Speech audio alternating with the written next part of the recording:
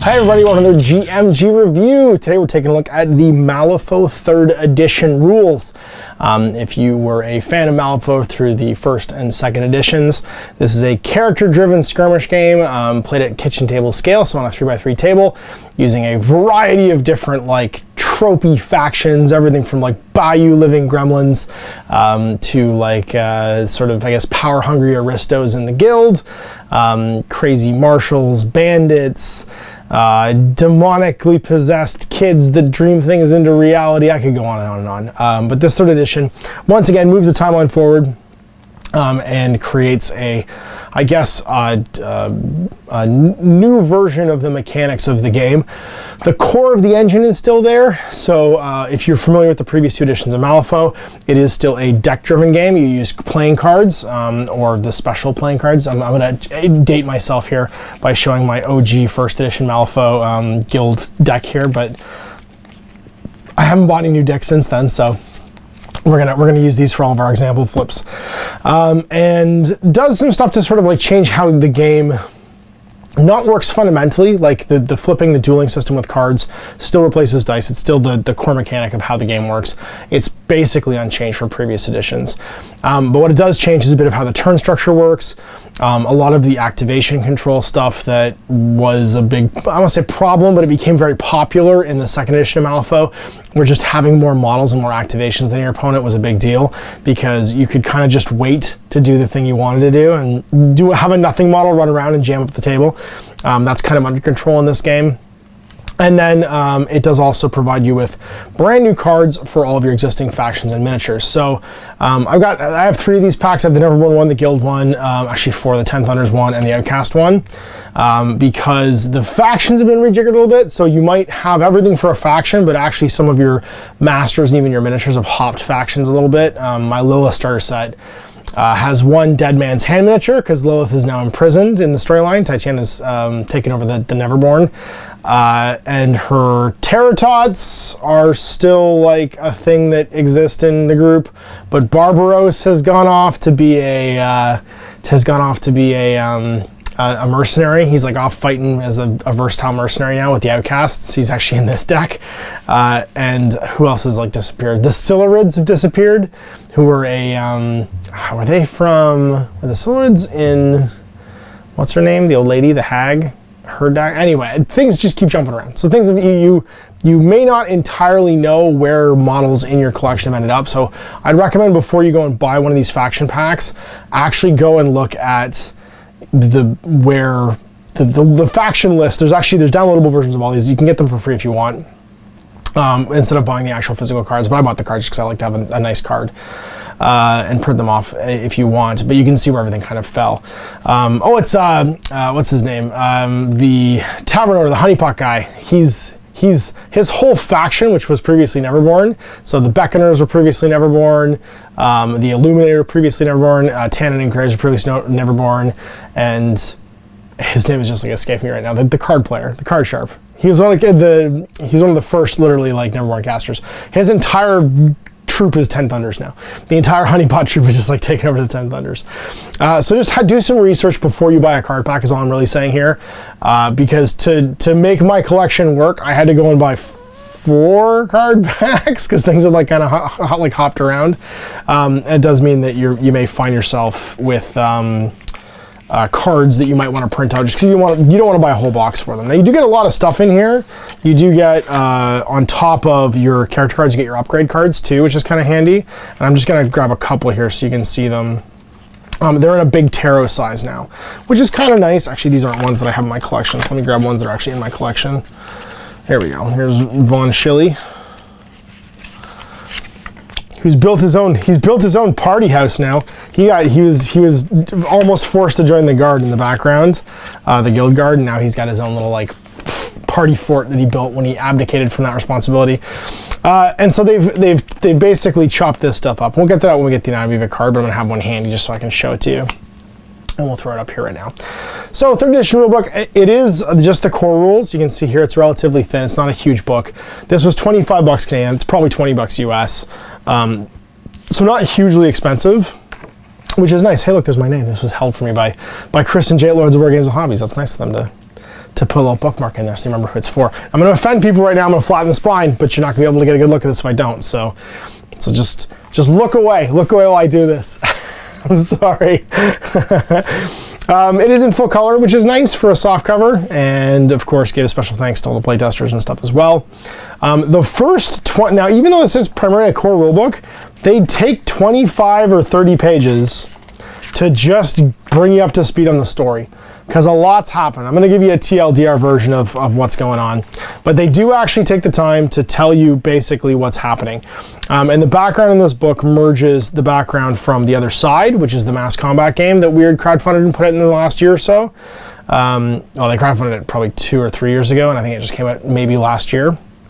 But that's talking about what's happening back on Earth and what's happening in Malifaux. And basically, the TLDR version, like the long story short of this, is that Earth is now a shambles.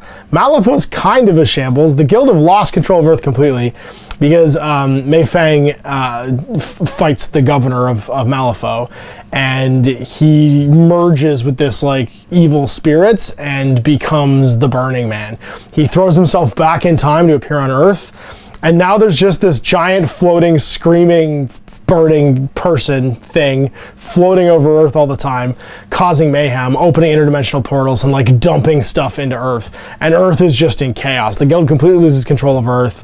The first Malifaux gate collapses, another one opens up, and like the English, Abyssinia, all of these like nations like break out from the Guild. They're fighting sea monsters because like portals open to like underwater in Malifaux and just dump like sea beasts and the gibbering horde like onto the planet.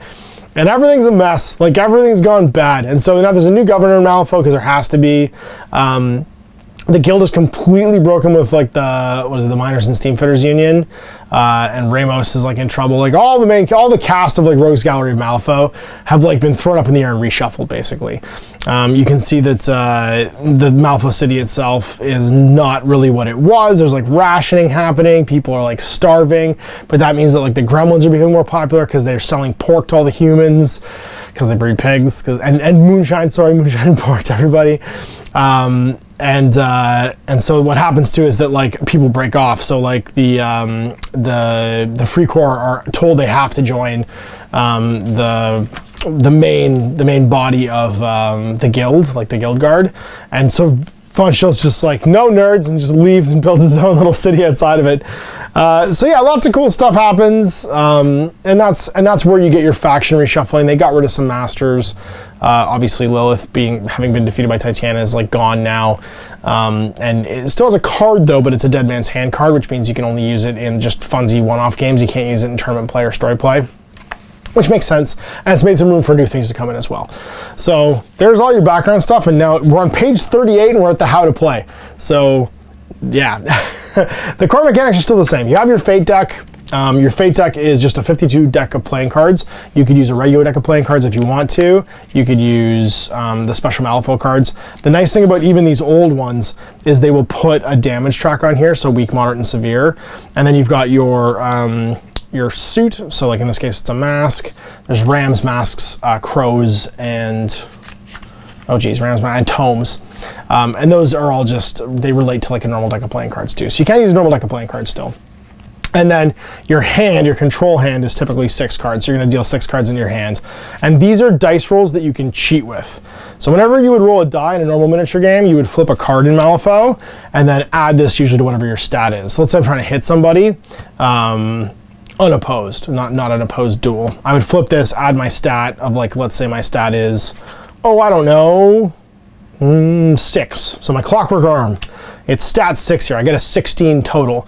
But if Von Schill was trying to hit himself with his Clockwork Arm, he would then flip in defense and add his 6 and get a 10. So a 16 beats a 10, that's a success. Now there's levels of success too. If he was defending, he could also, because he's got the low flip right now, cheat a card from his hand, make that the new total, and now it's 19 to 16. Now the opponent would still have a chance to cheat too, and as long as the opponent, the attacking active model, can at least tie, they're winning the flip. Now it's an opposed duel. If you're looking for using an ability that's not targeting someone in an opposed manner, it's typically just got a target number. Is there anything here with a TN? There we go. So load up is TN 12, stat 7. You'd flip a card, as long as it's 7 plus 12, or 7 plus 5, which it is. I flipped a 5. I got a 12. I got my load up. So the effect would then go off.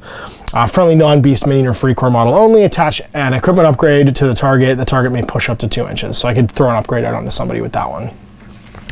And that's it. So this is like, if you've played Malifaux before, this mechanic is basically unchanged. You're replacing dice rolling with flipping from a 52 card deck, and you're able to influence what your result is through the hand of 6 cards that you have that you can cheat in. So you can cheat in higher numbers. And you can do that when you're active or resisting, and that's basically giving you some influence over how your models are behaving on the table. So you can save your high cards in your hand for a really important situation, or if you're going to get beat up, you can save them for when your opponent is like attacking you as like a defensive boost. So managing your hand and then managing, you know, just your card counting of knowing what is in your deck is a big part of Malifaux, and is exactly the same as in 1st and 2nd edition. Don't have to worry about any of that stuff. There's also 2 wild cards in the deck. If you've not played before, there's a red joker and a black joker. The black joker's an oh no, the red joker's an oh yay. The black joker's always a 0 flip, and because you flipped him, you can't cheat cards anymore either. So he's just a it's a sad day. Sad. If you're trying to do something really important with the black joker, that's when Ben gets sad, or I get sad. And if you're with the red joker, likewise, it's any suit you want it to be, and it's the highest card in the deck. It's a 14, and it has certain additional effects too. If you're doing things like a damage flip, it'll do additional damage, yada yada yada. There's also soul stones. A master will have soul stones. So soul stones are typically, they're like little bonusy bits of like solidified magic that exists in Malifaux. It's the MacGuffin of all of why Malifaux is there. Magic solidifies into like a physical thing, and it's a gold rush going into this other extra dimensional like portal to find it. But you can spend soul stones for other stuff too, and your crew will have a soul stone pool. Typically your unspent points that you use when you build your crew too get converted into soul stones, and they can be used to again nudge things like your flips and damage and attacking and stuff. So looking at a card, I'm not going to go too much into this because they're basically the same as before, but they're pretty simple. How much you cost. Your keywords are really important. We'll talk about that when we get to crew building. And then your abilities, like your defense, your willpower, your movement, your size. The front of the card, and this is actually a really great shout-out. There's a bunch of shout-outs in here in these little green boxes by the little Malifaux. I don't know if he has a name. The little Malifaux impy guy. Is his name Weirdo? I think it might be Weirdo. If it's not Weirdo, it should be Weirdo, but I think it's actually Weirdo. And this is a really good way of looking at it, is everything you're always doing is on the front of the cards on your flip cards, and everything that you do as an action is on the back. So when your character is not like doing things, keep his card flipped, and as soon as he goes to do things, just flip him over, and then you'll be able to see all the possibilities of your actions are during your activation. It's a neat mechanic. I do like the tarot-sized cards. They're really roomy. The text isn't, I mean, some of them are kind of empty, more basic like mini guys. There's a lot of empty space because they don't have a lot of abilities. But especially for the masters and henchmen, like the bigger characters, it's nice that there's a lot of room there to put the text on. Then you have upgrade cards, and every upgrade is unique in the game. You do get a pile of upgrade cards in these box sets, typically for whoever's in there, and there's options for more later on. And they have 3 different key things. They're all unique unless they have a plentiful keyword, in which case there's an X factor. You can have that many in your crew. Some are special, which have a name on them. So for instance, this trinket, which is special, is only something that you would throw out during the game. Doesn't have any cost, but it's the Hodgepodge Emissary's like ability to throw them out. And then if they are restricted, if they have someone's name on them, they can only be attached to that person. Fake cards, we already went through that. It's a 52 card deck. Now there are some times where you have modifiers to your flips, and that's either a plus or a minus, and each plus is an additional card you flip, and then you get to choose from the highest, and each minus is an additional card you have to flip, and then you have to pick the lowest. So pluses are good, negatives are bad, and if you have both on your flips during the course of a game, a plus will negate a minus. So if someone is like a minus to attack when you're making an attack flip, but you are already plus to attack, it nets out at 0 and you flip a single 1. So you add up all your pluses and minuses before you make your flips, determine what your duels are going to be, and then you flip your cards afterwards. If you're ever at a minus, you can't cheat. So it's important to try and get to a positive if you have the capability. Duels, we talked about duels already, the table and measuring. There is a nice mechanic now for 3D terrain. The previous editions of Malifaux struggled with 3D terrain a little bit, but the way it works now is your height of a piece of terrain you're standing on is just equal to its height in inches. And when you measure ranges, what you do to one thing to another thing is you take the horizontal distance and then you add the height that you're at minus the height of the target, and that's your new range. So it's a pretty simple mechanic, but like let's say, for instance, in this one, Rasputin is 3 inches away from was that Pandora? Plus 2 inches, so she's 5 inches away because of the height, but then minus 2 inches for the size of Pandora. It's a nice simple equation. It does still kind of 2D the terrain, but as long as you're able to do that equation in your head, height plus horizontal range minus target's height, then you can do your range calculation pretty simply. And it's a pretty slick way actually of doing range measurements. Moving, you move your move distance. There's different types of movement. So a walk is a normal move. Pushes are usually involuntary. You're being controlled through a push or some other thing is affecting you. They're not restricted by things like engagement. And then place is again not restricted by there's no movement restrictions at all for a place. So a push would be stopped by like an obstruction. A place is just like you put them wherever you want. So you can go through a wall with a place. Anywhere within that range, you just like appear. And then towards and away, simple concepts, but they're defined. Now line of sight is pretty simple as well. You have 2 sides of your base. You draw lines to the 2 sides of the target's base, and as long as one of them goes, you have line of sight. If one's obstructed, then you're obstructed, but if neither side of your base lead to neither side of the other person's base, this is a good laser line kind of mechanic. Your laser lines might be handy here. It does get a little war machine-y there. Then you have line of sight or don't have line of sight. But it's a simple way of determining line of sight. It's not from the center of the model. It's just from the edge of the model to the edge of the model. So it uses volume a little bit better to determine whether or not you can see. And then dense terrain, you can't see it. It's old 40K woods. You can't see across it, but if you're in it, you can see through and into it, which is handy. And then of course, size and line of sight. If something's a lower size in between you and something of higher sizes, you can see over it. All right, this is terrain, easy terrain stuff. Oh, the shadow actually is an interesting concept that we should talk about. Terrain that has both a height and blocking traits casts a shadow, which is a catch-all term for you can't see. A terrain's shadow extends out. When drawing line of sight from one model to another, if either model is in the shadow of terrain with a height equal to or greater than the size, any sight that passes between the terrain is blocked. So for instance, Parker Bear is standing atop a height 3 blocking terrain piece, attempting to draw line of sight to Daciel. Daciel is in the shadow of the terrain because with a height greater than his size, which is 2. So Daciel Barker, my long lost uncle maybe, great grandfather, his size is lower than the shadow size of the terrain piece. What it basically means is there's an aura equal to the size of the terrain that extends around it. And unless you are outside of that aura, if you're standing on top, you can't see down. It's giving you the angle basically to measure down that you can't see from.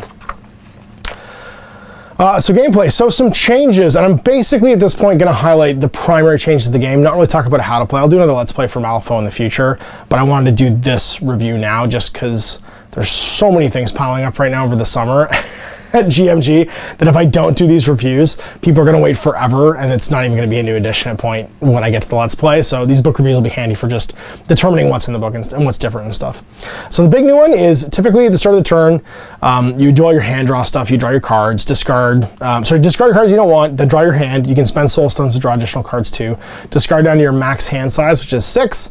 And then calculate any pass tokens. Now the pass token is the first new thing, and that's the difference in model count between models that your opponent has and models that you have on the table, which means you're not going to have any of the, what's his name, Hamlin problems, where there's a million 2-point rats on the table and the rats all go and do something prior to any of the models that actually have an effect in the game actually going. It was a big problem in 2nd edition Malifaux. With summoning crews and just spam crews like the rats. It's less of a problem now because you have these activation tokens and you can't just draw out your opponent's activations, have all of his good pieces go ineffectively and then jump on them at the end of the activation and go first. Then you have your activation phase and your end phase. Now, the initiative flip is a big change in 3rd edition Malifaux. You can actually cheat it and you can't use soul stones on it anymore. So in previous editions, what you would do is you would both flip, you would do an opposed duel basically. So you'd both flip. But you couldn't cheat it. It was just whatever the card value was. You could, however, spend a soul stone, each of you, starting with the low player, to reflip. So now this person's winning. And reflip again. Nope, they still didn't. So that cost each player 2 soul stones, but this guy stole the initiative back from whoever this was. And that's the previous mechanic. Now it's just a straight duel and you can cheat it like anything else, which is a huge deal. Players may cheat fate with a card from their hand, starting with the player at the lowest. And a tie, the player with initiative has the first opportunity to cheat fate. So that's a big deal. The players then add the number of pass tokens they possess to their total. The player with the highest value may choose which player has the initiative. Initiative lasts until another effect grants initiative. If the values are tied, start again from the first step. Then after initiative has been determined, both players discard their pass tokens. So they need to resolve any effects and stuff like that. And the pass tokens can be carried over from previous rounds to, it looks like, influence this. Where is it? Calculate pass tokens. That's right, yeah, it'd be afterwards. And then you calculate your pass tokens again. Yeah, so your previous turn's pass tokens, if you didn't use them, basically, if you're running lean, even though you've got like fewer models than your opponent, can be used to influence the initiative flip, which is pretty cool. Then the activation phase, you've got basically two choices, either pass or go. If you pass, you skip right to step D and go transfer the active player back to the person. If you select a model, then you activate. You start your activation, any activation effects happen, take your actions and your activation, and then if there's anything that would cause a chain activation, that happens then. And then the end phase, resolve all your effects for tokens and stuff, score any VPs, check if the game's over, and then shuffle your discard piles. Now, actions have actually changed quite a bit. There's a bunch of new actions. Walks are still walk, and there's a bunch of actions that have changed. General actions that everybody can do, remember the list of actions you can do typically is on the back of your card, and they're either attack actions or tactical actions. They are in addition to what's on this like general action pool. A master, of which you can have more than one, but only one can be the leader, gets 3 actions. So the masters that you hire that aren't the leader only get 2. Everybody else gets 2 actions plus a bonus quick action. Quick actions are usually denoted on the back of your card by a lightning bolt. So tactical actions Von Schill can do, 2 of them are quick actions. One's I've got your back and one's shrug off. And they're in addition to his basic actions of 3 if he was my leader. Now you can walk, which is move up to your move value, and that's just like the old walk in the previous editions. You can interact, which means touch something. It's the same as in the previous edition. You can't do it if someone's nearby, distracting you and stuff. You can concentrate to gain focus, which means you get the focused condition. Your next action is at a bonus, and like a plus flip basically, as is the damage roll if you do any, or damage flip if you do any damage from that action. And then there's these new ones. So Disengage, it was an action previously, but it works differently now. You make an opposed duel with your opponent, like an attack duel, and you would push your movement away. Now, if your opponent wins, they don't actually do any damage or stop you from moving away, which they would have done previously, because previously it was all or nothing. You would either stop moving or you would get away. In this one, the damage flip, like the level of success on the damage flip is, or sorry, not even the damage flip, there's no damage flip, it's just the level of success is the amount you reduce the push distance by, and it's 2, 4, or 6. So if someone just gets you, you might still get away an inch and maybe get outside their engagement range. It might not get you away, but you might still shift a little bit and get away, or get partially away. If they just like clobber you though, then you're reduced by 6 inches of your push, and there ain't nobody with a move of like 7 or 8 or something like that. I don't think. I haven't looked through all the cards. I could be lying and someone's going to correct me in the comments. This one also is new. Assist.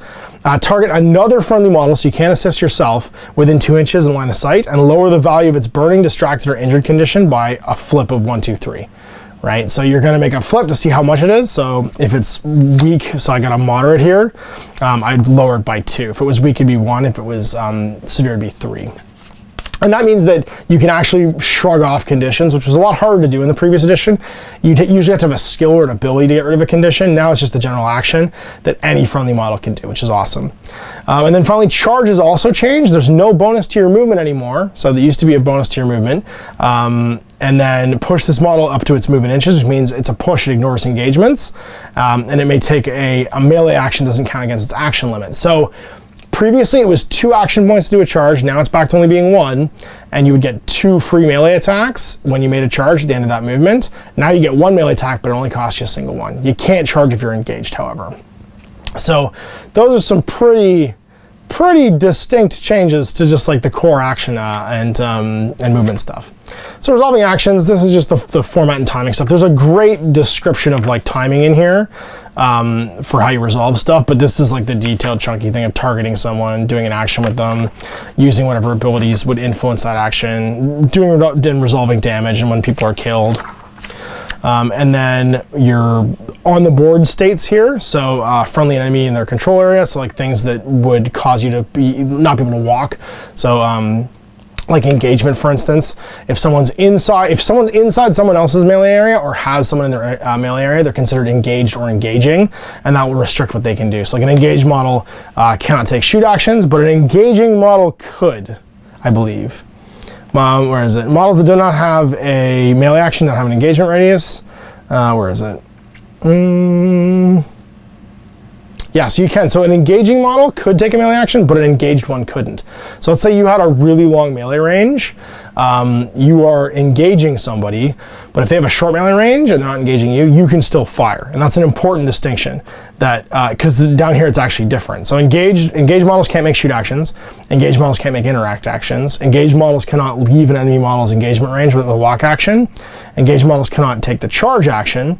And targeting engaged or engaging models with a shoot action encourage friendly fire. So it's actually really good to have like a far melee range now, because you can still do most of the things you want to do when you're engaging, but you restrict what the engaged person can do a great deal. Friendly fire rules for shooting into melee. And then soul stones. Now the soul stones are mostly the same what you can spend them on. You can't obviously, like I talked about earlier, use them on the initiative flip anymore, but you can use them to draw cards, enhance a duel, or reduce damage, just like before. So reducing damage, spend one, make a flip, reduce it by 1, 2, 3. Enhance a duel, you can add a plus flip or add a suit to the duel total before you flip the cards, or draw cards during the draw phase, spend a soul stone, draw 2, and then discard down to your max hand size. Now this is a new one though, block damage before a damage flip is made, but after, and this is actually I think even more valuable than reduce damage, before it's made you can actually add a negative to it. So if it was at a flat total, if someone cheated up way high to get to a flat total, you can throw a soul stone to make it 2-pick the lowest. And that can be a big deal, because 2-pick the lowest can be the difference between severe and here I flip moderate, right? And that can be a big reduction in damage. And afterwards, you can still reduce damage because it's a separate instance. Once the damage is applied, I can reduce that damage by 2 now because I flipped a moderate. So soul stones become increasingly valuable defensively in this edition, due to the fact that you can use them to basically get your opponent at a disadvantage, make them not able to cheat damage, and also even block some of that damage after it's all gone through. So having a fat soul stone stack can be a really good way of staying alive if you're about to get clobbered by some like giant murder piece that can do a huge amount of damage. And then just definition of tokens and stuff. So, talking about markers, when you drop or create markers, things like corpses or whatever the marker is that drops when you die. And then conditions. Now, there was so many conditions in the previous edition of Malifaux, and all the previous editions of Malifaux. They've consolidated them now to 12, and even those 12 are subclassed as end of activation ones, end phase ones, and special ones. End of activation ones are cool because they all go away at the end of activation. They're basically applied to you until you go next, and their effects take place when you go and are resolved by the time you are done. So they go away afterwards. Things like fast and slow, so it's either plus an action, minus an action, and they cancel each other off if you have both. Remove both statuses. Staggered. This is a big one. Your -2 move and can't be moved by effects of other friendly models, and this condition at the end of your model's activation. So if you've got a thing that pulls and pushes models around, you want to have that model go and then get rid of its staggered so they actually activate afterwards. And then stunned, this model cannot declare triggers. That's a huge deal defensively, because some people have some crazy defensive triggers. And its bonus actions count against action limits. So your bonus action now becomes a regular action that isn't free. It's actually, you'd have to spend real actions to do bonus actions all of a sudden. And then it goes with the end of activation. So those are the 4 end of activation ones. And then your condition ones that go away in the end phase. Adversary models, the X keyword characteristic or name receive a plus to attack actions targeting this model. So if you get targeted out by adversary, whatever the keyword is gets a bonus to attack you. Shielded, reduce the damage suffered by this model to a 1 to a minimum of 1. Each time it reduces damage, reduce this condition by 1, it goes away in the end phase. And then injured, This model suffers -X to their defense and willpower during the end phase and this condition. So like you're bleeding or like beaten up or not feeling real good. And then all of your Malifaux conditions that are the end phase, during the end phase you would burn for damage.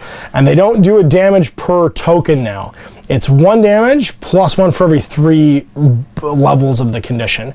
So you're level 3 burning, you would take 4 damage. Or sorry, you take 2 damage where previously you would take 3. If you were at level 6 burning, if you were, that should be level 4 to take 2, level 7 to take 3. You need to get your burning condition really, really high. And then distracted. This model's actions that target enemy model suffer a -to their duel. After resolving such an action, the condition is lowered by 1. So burning's the only one that doesn't go away. Distracted goes down by 1 every time it affects you. Focus goes away immediately after you do your next action. It's the same as the old focus. Got a plus to the flip or the damage if you hit.